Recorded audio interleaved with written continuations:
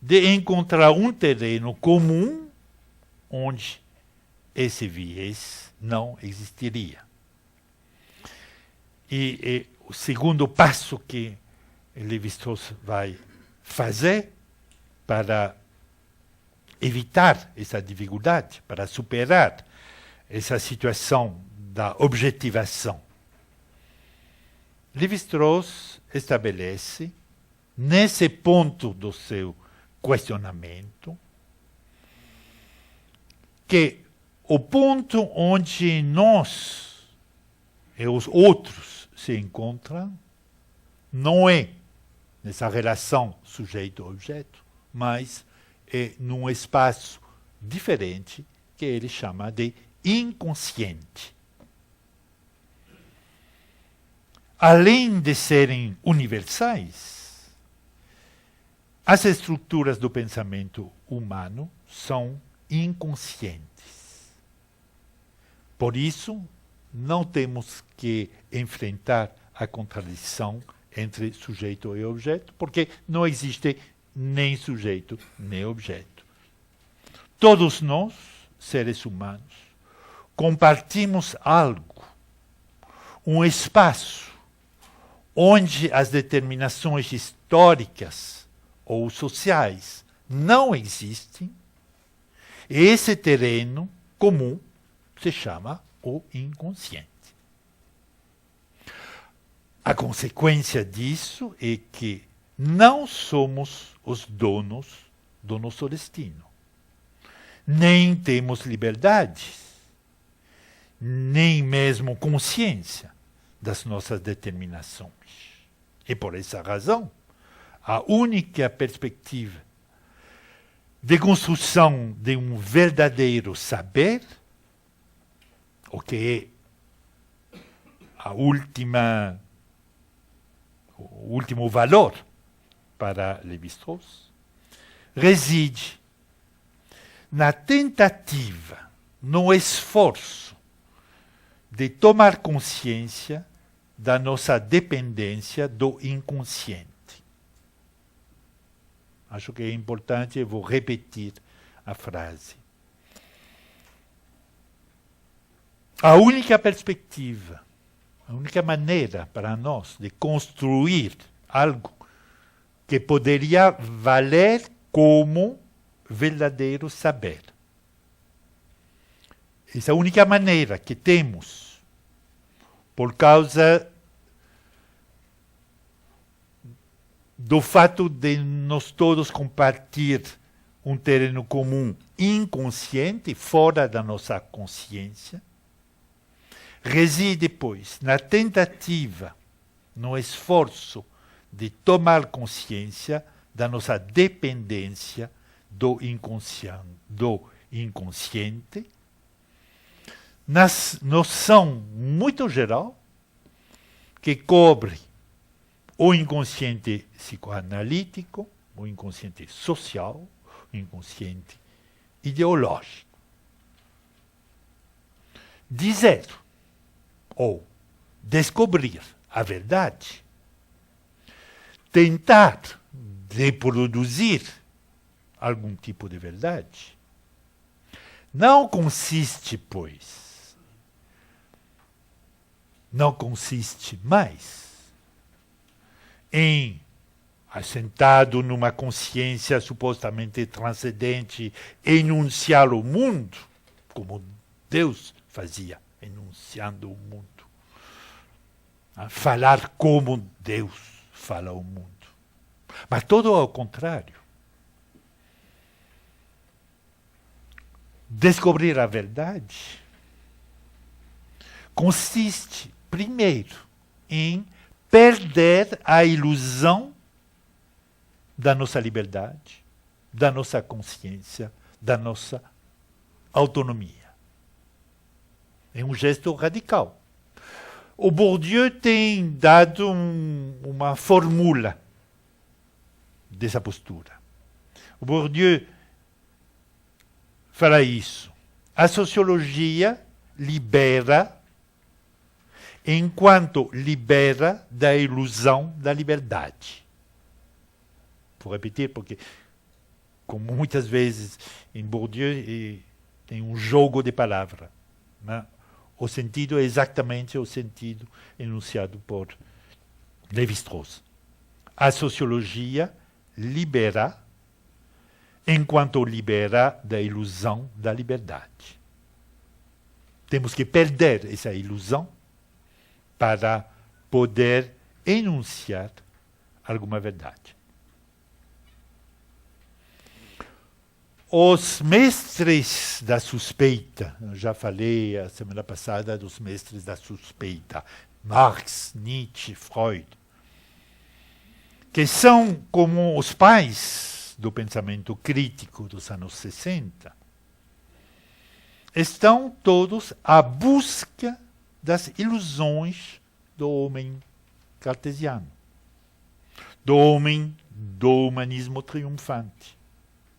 Aquele que tem uma confiança exagerada, cega, nos poderes do seu pensamento.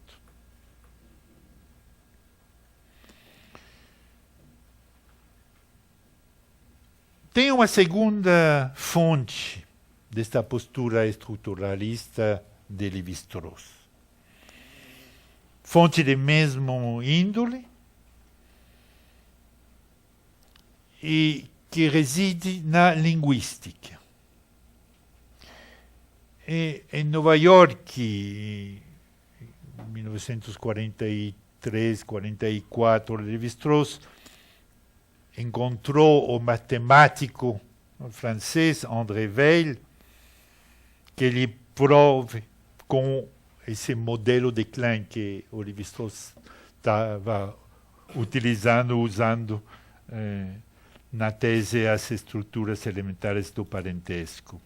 Mas tem um segundo encontro fundamental nesse período para o Lévi-Strauss e para o surgimento do estruturalismo radical de Lévi-Strauss, e se trata de Roman Jakobson. Na medida em que a pesquisa sobre as condições de possibilidade da verdade já não podia se limitar ao que era nos tempos de Descartes, ou mesmo de Kant, quer dizer, a questão das regras a serem seguidas para dirigir corretamente o seu pensamento. Hoje em dia, para estabelecer os procedimentos do pensamento racional, é preciso interrogar-se sobre a linguagem mesma e o uso da linguagem. Após as várias crises do pensamento racionalista, a questão da linguagem, a questão da suposta transparência da linguagem, a questão da linguagem como puro instrumento, né? A linguagem como algo que estabelece uma conexão entre o meu pensamento e a sua mente. Essa questão vira fundamental. E, de repente, quando se pensava que a linguagem era transparente, de repente se toma consciência de que é uma estrutura muito forte e que achar que podemos transmitir uma mensagem assim, sem perda, sem transformação, resulta uma ilusão. Ilusão de que, quando falamos, estamos dizendo exatamente o que queremos dizer, numa situação de comunicação ela mesma transparente. Então, aparece a questão da opacidade da língua, e a opacidade, para o locutor, significa que ele não é totalmente consciente do que está veiculado pela linguagem. A linguagem veicula mais do que eu estou pensando comunicar. A língua tem elementos que para nós são inconscientes. Esse caráter inconsciente da linguagem vira um princípio fundador. Não somos nós os que falam, é a língua que fala através de nós. Cremos que a linguagem é uma coisa própria a nós. Mas não, existe antes de nos falar. Não somos os donos da palavra, mas sim sujeitos do inconsciente da língua. Lembro, e talvez é uma frase que vou retomar mais tarde, lembro a conferência de inauguração de Roland Barthes no Collège de France. Ele pronunciou essa frase terrível, forte, a propósito da língua, dizendo: a língua é fascista. Quer dizer, a língua nos obriga. Nos obriga. Então, o espaço de liberdade tem um espaço. E quando eu vou falar da literatura, eu vou falar desse espaço. Espaço de liberdade, de trabalho, né? Forçar a língua, mas em si a língua pode até ter esse poder exagerado, poder sobre nós,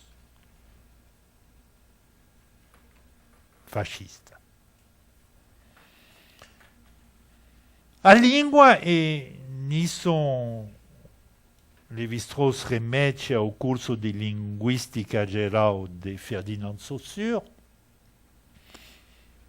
Ele também é um dos pais do estruturalismo linguístico. A língua consiste num sistema diferencial absoluto sobre o qual não temos poder. Um sistema de signos arbitrários, no qual, para nós, é impossível mexer. Bom, não vou desenvolver agora mais a questão da linguística, deixo isso para o capítulo que vou dedicar à literatura.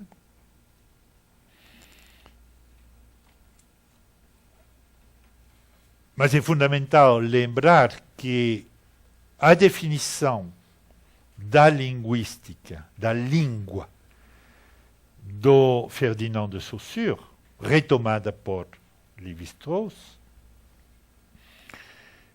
é uma definição puramente sistemática. A língua é um sistema, e porque é um sistema, não podemos mexer. Agora, entramos na linguagem, não só pelo lado do sistema, mas também de uma prática. A parola, a fala, a atuação do sujeito falante, que se encontra numa certa contradição, está estabelecendo um jogo entre o que ele quer falar e as possibilidades que existem no sistema mesmo.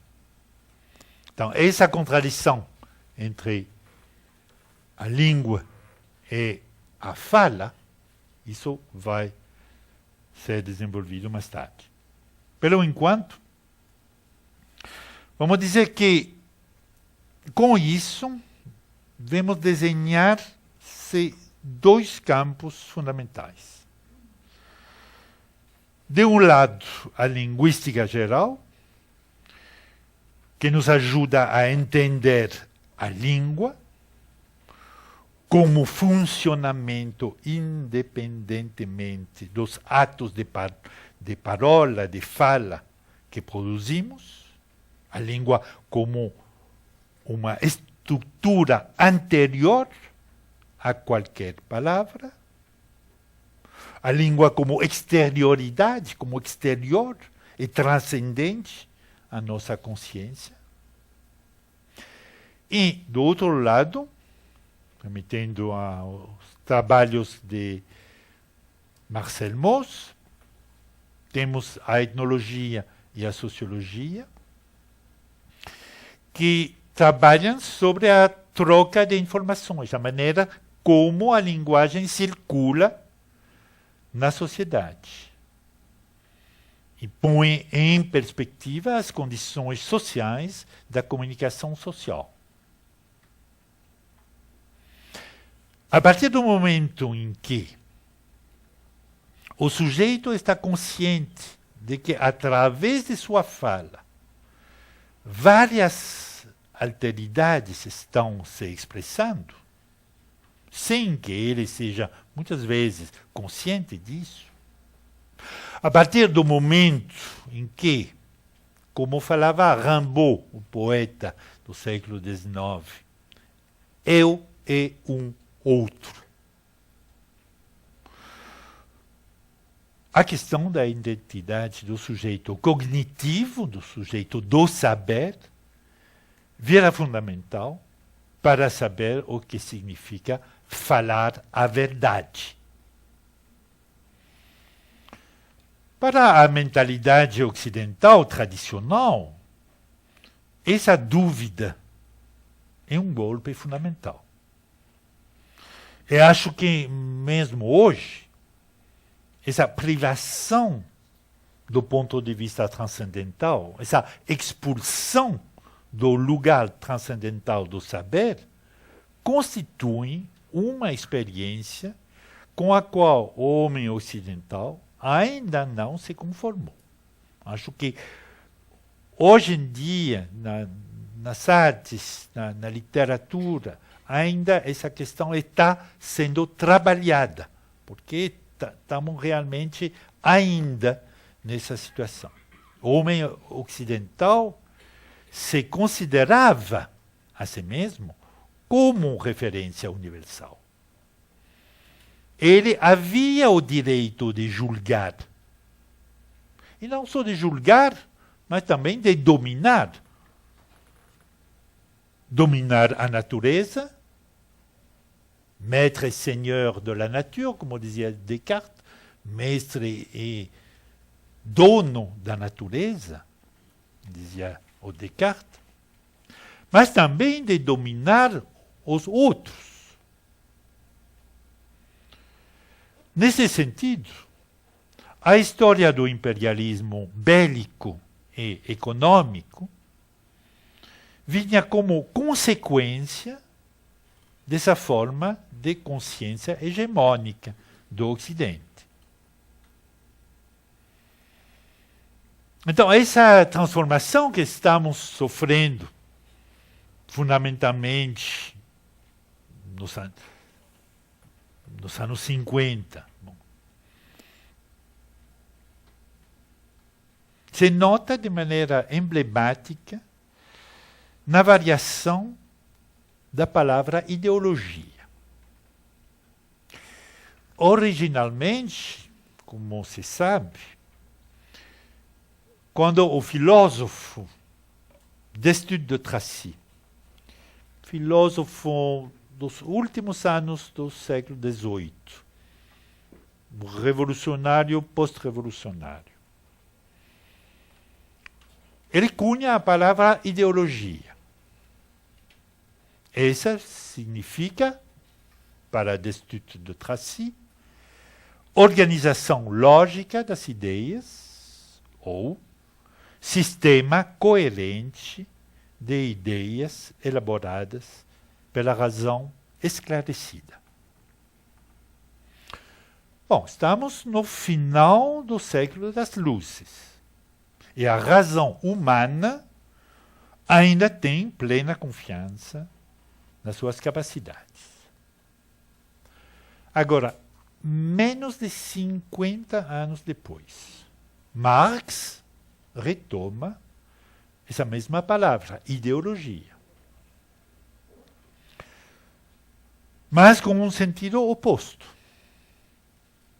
Para ele, a ideologia é o discurso de uma classe social, um discurso que, portanto, está ligado à autoconsciência desta classe, à sua defesa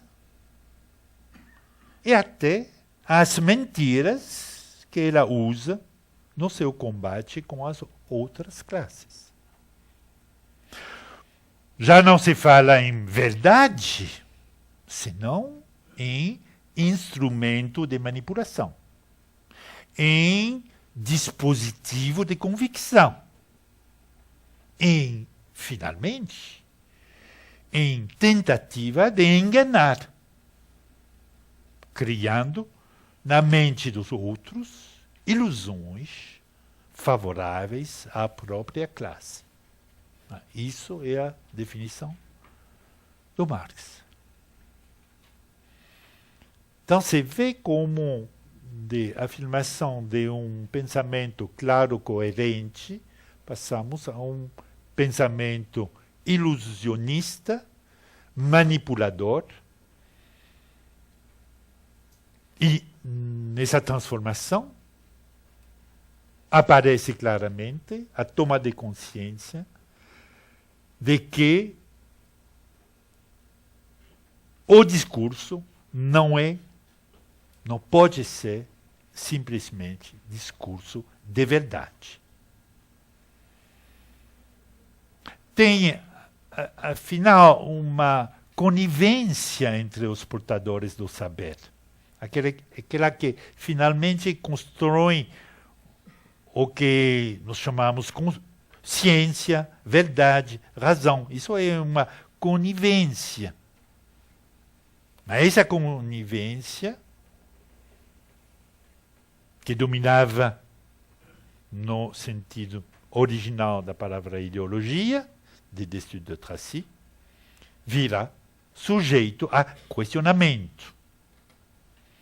O homem ocidental começa a perceber que o seu sistema de pensamento nada mais é, e nada menos tampouco, que uma ideologia, uma organização específica dos seus pensamentos, refletindo os seus interesses, a sua maneira de ver, a sua maneira de transformar o mundo no sentido dos seus interesses. Tomando consciência disso, o homem ocidental se dá também conta de que essa organização sua tem como efeito colateral de ocultar a verdade dos outros, de ocultar, de negligenciar, de não ver, de não prestar atenção aos outros sistemas de pensamento. Em lugar de ser um discurso universal, como achávamos, o nosso discurso aparece, daí para frente, como um discurso local, relativo, longe da verdade universal, um discurso atado a nossas circunstâncias e prendido a nossos interesses. Daqui o surgimento do relativismo social e histórico que caracteriza a época. Lembro do contexto dos anos 60, em particular em 68. A diferença entre 68, os 2 meses de 68 e os anos anteriores, é que em 68 a gente falava junto. Antes a gente publicava um livro, tinha um colóquio aqui, mas não tinha essa troca permanente. Durante maio e junho de 68, na França, teve uma troca permanente. Então, tem frases que permanecem, que são como um emblema do momento. E uma dessas frases é: de onde estás falando? De onde estás falando? Qual é o lugar da sua fala, do seu pensamento? Essa frase reflete, para mim, perfeitamente essa toma de consciência do relativismo social, político, histórico. Você pode estender esse conceito a todas as dimensões. Mas éramos profundamente conscientes de que a verdade era uma coisa difícil de achar. Difícil. Antes de mais nada, pois, era preciso desvelar o lugar de enunciação do discurso. De onde vem essa palavra?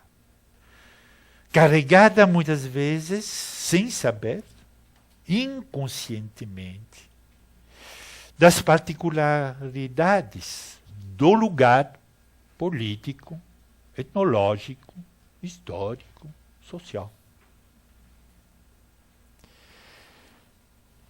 Assim, ao lado da linguística, a etnologia, essa etnologia cotidiana. De onde você está falando? Bom, e já abre a possibilidade de uma pequena etnologia do lugar do seu pensamento. A etnologia vira, para todo esse pensamento crítico dos anos 60, uma das disciplinas dominantes, por tematizar a questão da situação de enunciação do discurso. No entanto, a articulação do saber etnográfico com a experiência colonial fica como evidente quando se compara as datas e os países onde este tipo de saber foi desenvolvido. A etnologia está diretamente ligada à empresa colonial. Consequentemente, escrito por Léris durante uma das mais importantes expedições etnográficas francesas na África, a famosa expedição Dakar-Djibouti, liderada pelo antropólogo Marcel Griol. Neste livro, O Espectro da África, ou A África Fantasma, talvez pela primeira vez, com tanta clareza, aparece a ideia, talvez não uma verdadeira ideia, mas pelo menos um sentimento confuso de que a prática etnocolonial era marcada de uma patologia ocidental. A história toda do Ocidente é uma história da colonização. E se pode dizer que, a partir da Grécia antiga, se ha construído uma filosofia que faz da consciência do colonizador a referência absoluta. O colonizador é o sujeito da história, aquele que dá a essa história o seu sentido. Como resultado disso, o poder colonizador legitima, de uma vez só, o seu poder e o pensamento que o acompanha, a eficácia técnica. A colonização, considerada